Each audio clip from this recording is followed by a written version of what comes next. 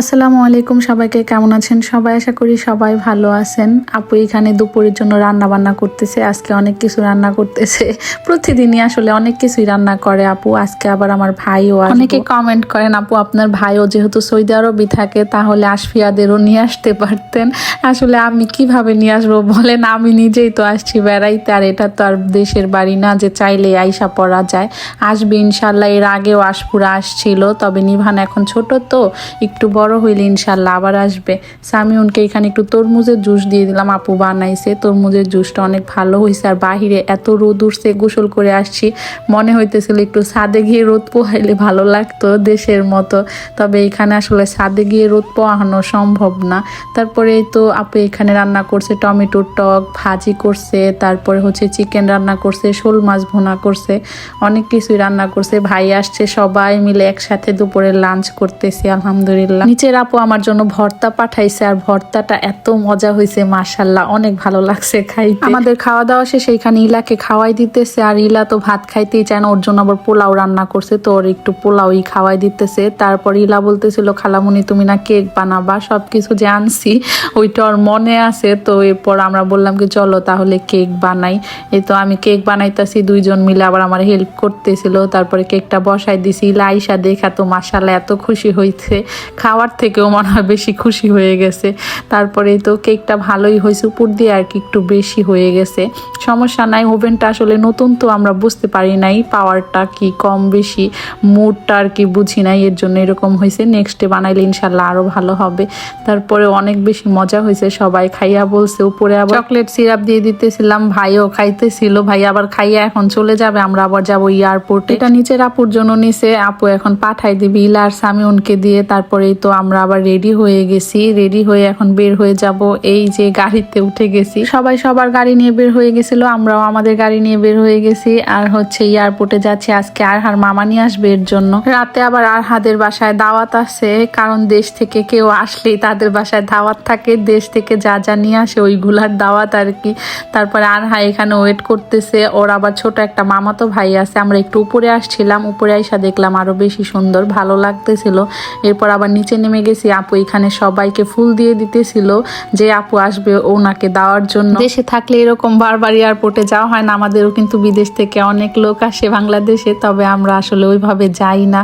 তবে এখানে এসে কয়েকবার এয়ারপোর্টে আসা হইল, আর এখানে সবার সাথে আসতে ভালোই লাগে। বিমান ল্যান্ড করতে একটু দেরি হয়েছে, তো ওরা আবার বোরিং হইতেছে, এর জন্য ওরা এখানে খেলতেছিল তিনজন মিলে, দেখে ভালোই লাগলো। আগে আমরাও এই খেলাটা অনেক খেলতাম। আমি মনে হচ্ছে আর একটু বোরিং বোরিং ভাবতাই না।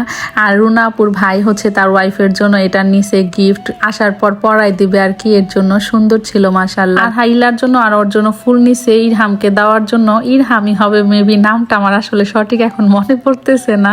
ইরহাম হচ্ছে আরহার মামাতো ভাই। তারপরে এই তো আপুটা চলে আসছে, আর আসার পর সবাই আপুরে ফুল দিয়ে বরণ করে নিল। কিছু কিছু সুখে এত খুশি থাকে মিশে, ধরা দেয় অচেনা কাছে সে ভালোবেসে। আজ মন খুঁজে পেল মনের খুশি, আজ মন ফিরে পেল সুখের হাসি। এই তো সবাই এখন সবার বাসায় চলে যাবে, আবার রাতে ডিনার করার সময় সবাই একসাথে হবে। আর ইলা আর সামিউন আবার নাম ছিল চিপস টিপস কেনার জন্য, তারপর ভাই আবার ওদের কিনে দিছে। আর আমরা হচ্ছে এইখান থেকে আবার একটু আরেক জায়গায় চলে গেছিলাম। আবার এত কিছু নিয়ে আসছে, আর সবকিছু দুইটা দুইটা আনে মাশাআল্লাহ, সামিউনের জন্য একটা, ওর জন্য একটা, এইভাবে আনে। চিপস টিপস হাবি জাবি আনছে, আর ওই জুসটা নাকি আমার জন্য আনছে। ভাইয়া আমি বললাম যে খাবো না, স্ট্রবেরি ফ্লেভার আমার কাছে তেমন একটা ভালো লাগে না। তো ভাইয়া বলতেছে খাইয়েই দেখো তুমি, অনেক ভালো লাগবে। আমি আবার খুলতে পারতেছিলাম না। ইলা বলতেছে এটা বেস্ট খালামুনি, তুমি খাও তাইলে ভালো লাগবে তোমার। তারপর ভাইয়া আমাকে ছুটাই দিল, এখন আমরা খাচ্ছিলাম গাড়িতে বসে।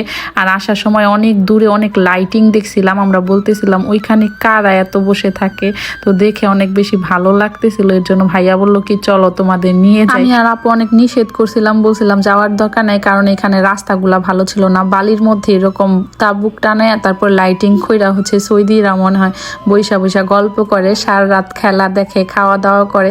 আসার পরে দেখলাম তেমন কিছুই না, শুধু লাইটিং আর তাম্বুক টানানো।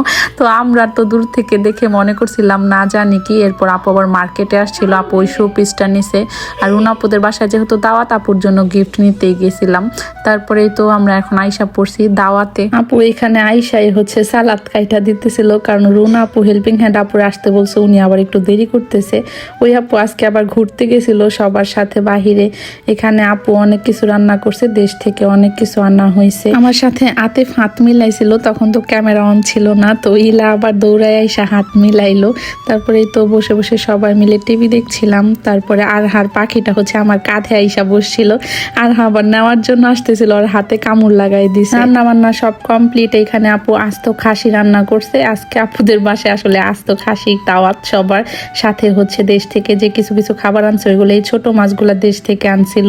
এটা হাঁসের মাংস ছিল দেশ থেকে আনা, তারপরে বট ভুনা ছিল, আরেক রকম ছোট মাছ ছিল, আর এটা হচ্ছে খাসির মাংসটা ভর্তা করছে আপু নিজে। সবাই খাওয়া দাওয়ার সময় আমি আর ওইভাবে তেমন ভিডিও করি নাই। আপুদের বাসায় যে কয়দিন দাওয়াত খাইছি, ডাল অনেক বেশি ভালো লাগে, আপুর হাতের ডাল অনেক মজা হয়। তারপরেই তো খাওয়া দাওয়া শেষে আপু এখানে ফ্রুটস কাটছিল আর হচ্ছে মিষ্টি দিছিল সবার জন্য। এখন হচ্ছে আমরা বাসায় চলে যাব। আসার সময় তো রুম টুম কি সুন্দর থাকে, তবে মেহমান যাওয়ার পর একটু এলোমেলোই থাকে। তো আজ এ পর্যন্ত, এই কথা হবে অন্য কোনো ভিডিওতে। সবাই ভালো থাকবেন। আল্লাহ হাফিজ, আসসালামু আলাইকুম।